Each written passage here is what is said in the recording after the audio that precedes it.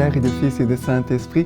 Amen, grande joie d'être là avec toi en ce dimanche 31 mars. Et nous célébrons aujourd'hui Pâques. Le Christ est ressuscité, il est vraiment ressuscité avec toute l'Église. Aujourd'hui, il y a le chant de la résurrection, le chant de l'Alléluia qui se répand partout sur la terre. C'est merveilleux de pouvoir, avec toute l'Église, célébrer Jésus vivant, Jésus ressuscité. Il est là avec nous. Et je vous souhaite une bonne et joyeuse Sainte Pâques. Et aujourd'hui, la première lecture, c'est Actes des Apôtres, chapitre 10, à partir du verset 34. Alors, Pierre prit la parole et dit, « Vous savez ce qui s'est passé dans toute la Judée. Jésus de Nazareth, ses débuts en Galilée, après le baptême proclamé par Jean, comment Dieu l'a oint de l'Esprit Saint et de puissance, lui qui a passé en faisant le bien et en guérissant tous ceux qui étaient tombés au pouvoir du diable, car Dieu était avec lui. Et nous sommes témoins de tout ce qu'il a fait dans le pays des Juifs et à Jérusalem, lui qu'ils sont allés jusqu'à faire mourir en le suspendant au gibet. Dieu l'a ressuscité le troisième jour et lui a donné de se manifester, non à tout le peuple, mais aux témoins que Dieu avait choisis d'avance, à nous qui avons mangé et bu avec lui après sa résurrection d'entre les morts. Et il nous a enjoint de proclamer au peuple et d'attester qu'il est, lui, le juge établi par Dieu pour les vivants et les morts. C'est de lui que tous les prophètes rendent ce témoignage, que quiconque croit en lui recevra, par son nom, la rémission de ses péchés. » Alors, Pierre ici nous parle de Jésus-Christ. Il nous dit, Jésus qui a passé dans cette terre en faisant le bien. Lui qui a passé en faisant le bien et en guérissant tous ceux qui étaient tombés au pouvoir du diable, car Dieu était avec lui. Jésus a passé en faisant le bien. Voilà, Jésus a fait et veut faire encore du bien dans nos vies. Et nous détruire le pouvoir du diable. C'est le mystère de la Pâque. Jésus a détruit le pouvoir du diable. Et il dit, nous sommes les témoins de tout ce qu'il a fait dans le pays des Juifs. Voilà. Il a été suspendu, on l'a fait mourir. Il a été suspendu au gibet. Jésus a été mort. Mais Dieu l'a ressuscité le troisième jour. C'est la proclamation de foi. Pierre, ici, il fait la proclamation de la foi, de sa foi. Jésus est ressuscité. Mais nous sommes les témoins que Jésus est ressuscité parce qu'il a apparu à plusieurs personnes.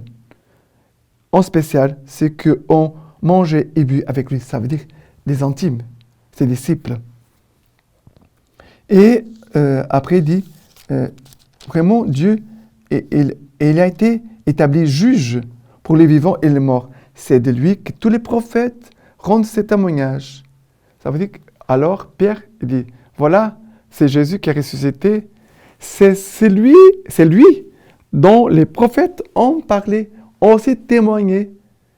Et nous continuons ces témoignages. Les prophètes ont témoigné de Jésus.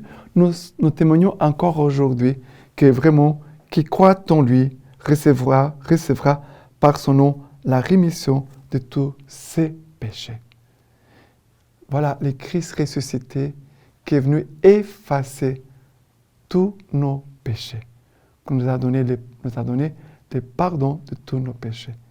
Mais proclamons notre foi. Le temps de Pâques, c'est la proclamation de notre foi, de proclamer Jésus est vivant, Jésus est vivant, Jésus est vivant, il est ressuscité, pour que le monde le sache. Et le psaume d'aujourd'hui, c'est le psaume 118. Le psaume 118, à partir du verset 1. Alléluia, rendez grâce au Seigneur, car il est bon, car éternel est son amour.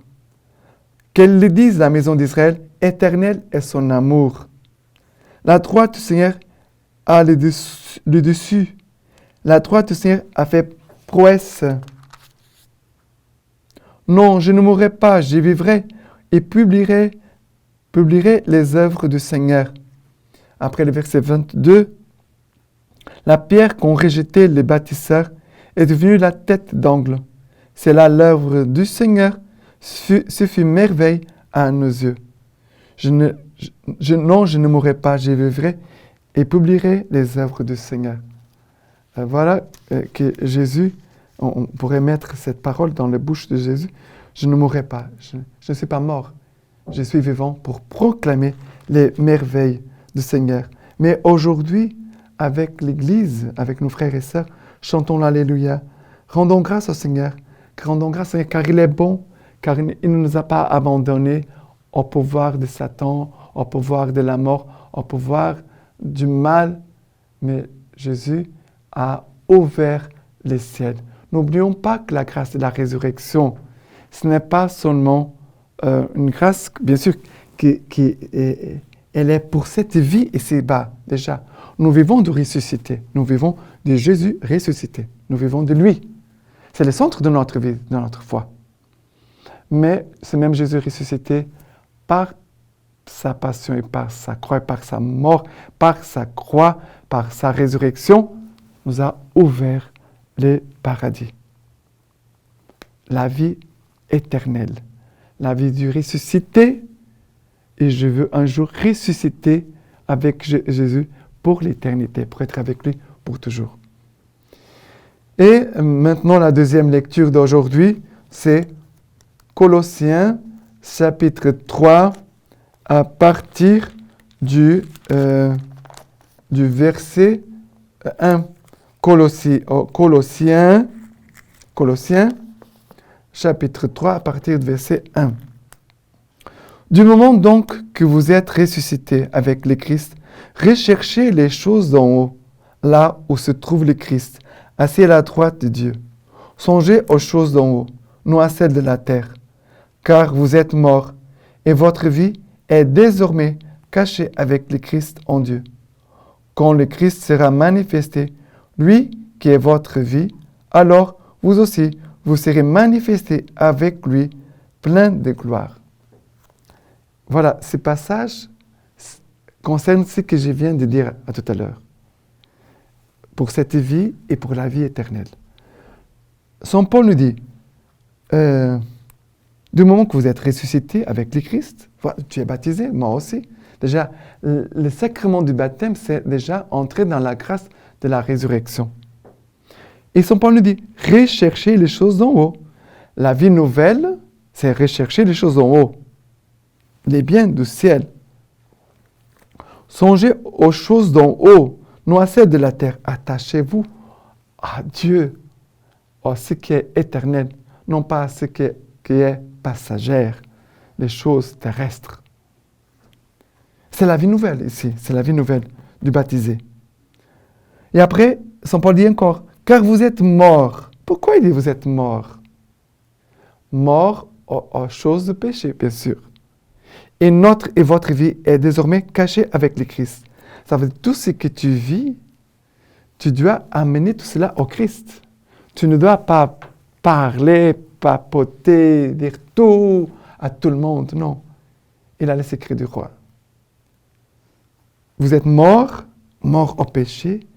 Ta vie, elle est cachée. Ça veut dire que tu dois être discret, chaste dans tout ce que tu vis. Apporter tout cela dans la prière, de les présenter au Christ. Et après, il dit, quand le Christ sera manifesté, le Christ dans sa gloire, nous serons aussi manifestés avec lui, plein de gloire. D'accord? Et maintenant, l'évangile d'aujourd'hui, c'est Jean chapitre 20, après avoir lu la séquence pascale, c'est l'évangile de Jean chapitre 20, à partir du verset 1. Les premiers jours de la semaine, Marie de Magdala vient de bonne heure au tombeau, comme il faisait encore sombre, et elle aperçoit la pierre enlevée du tombeau. Elle court alors il vient trouver Simon-Pierre, ainsi que l'autre disciple, celui que Jésus aimait, et elle leur dit, « On a enlevé le Seigneur du tombeau, et nous ne savons pas où on l'a mis. » Pierre sortit donc, ainsi que l'autre disciple, et ils se rendirent au tombeau. Ils couraient tous les deux ensemble. L'autre disciple, plus rapide que Pierre, les devança à la course et arriva le premier au tombeau. Se penchant, il aperçoit les linges gisant à terre. Pourtant, il n'entra pas. Alors, arrivé aussi Simon-Pierre qui les suivait, il entra dans le tombeau et il voit les linges gisant à terre, ainsi que les suaires qui avaient recouvert sa tête, non pas avec les linges, mais roulés à part dans un endroit. Alors entra aussi l'autre disciple, arrivé le premier au tombeau. Il vit et il crut. En effet, il ne savait pas encore que d'après l'Écriture, il devait ressusciter d'entre les morts. Mais qu'est-ce qui se passe? Les premiers jours de la semaine, Marie de Magdala vient au tombeau et elle voit que la pierre avait été enlevée du tombeau. Le tombeau, c'est le lieu de mort. Et la pierre a été enlevée, roulée. Les grâces de Pâques, c'est une visitation profonde de Dieu dans tout ce qui est mort. En nous, en toi, en moi. Jésus vivant veut entrer dans tout ce qui est mort pour faire jaillir la vie. Et qu'est-ce qu'elle fait, Marie Magdala? Elle va courir pour trouver les disciples. Trouver Jésus, trouver Simon-Pierre et aussi l'autre disciple. Pierre, pourquoi Pierre? Parce que Pierre, c'est le chef des apôtres et Marie Magdala savait cela très bien. Et elle annonce, on a enlevé le Seigneur. Pierre et Jean commencent à courir. La course, c'est propre, quelque chose de propre de celui qui aime. Ils aiment, ils vont courir. Et Jean est le plus rapide, on pourrait dire, parce qu'il est plus jeune. Oui, mais c'est aussi le disciple que Jésus est plus aimé. Ça veut dire que l'amour nous fait courir. L'amour nous fait courir. Et ici, cette course, c'est la course de la foi. Ce n'est pas seulement la course pour voir, est-ce que le tombeau est vide ou pas. Cette course, cette expérience, ce qui se passe le matin de Pâques, c'est l'expérience de la foi. Et Jean entre, et il attend, Pierre va entrer, Jean après aussi. Ils vont voir le tombeau en ordre. Il n'a pas le désordre. Il dit, il entra dans le tombeau, il voit les linges gisant à terre, ainsi que le suaire qui avait recouvert la tête, non pas avec les linges, mais roulés à part. Nous voyons qu'il y a quand même un ordre dans le tombeau. Jésus ressuscité garde l'ordre. Et après, il nous a dit qu'il vit, il crut. Les disciples que Jésus aimait, Jean, dit, alors entra aussi l'autre disciple, arrivé le premier au tombeau. Il vit et il crut. Il vit et il crut. Jean n'a pas eu besoin de signes et des choses extraordinaires. Jean voit et croit. Pourquoi il voit et croit? Parce que Jean gardait la parole, certainement de Jésus dans son cœur. Jésus avait annoncé sa résurrection. Il voit le tombeau vide et tout de suite il dit, Jésus est vivant, Jésus est ressuscité. Et voilà que je disais, c'est une expérience. Demande au Seigneur de faire une expérience renouvelée de Jésus ressuscité. D'accord? La lecture patristique d'aujourd'hui nous dit ceci.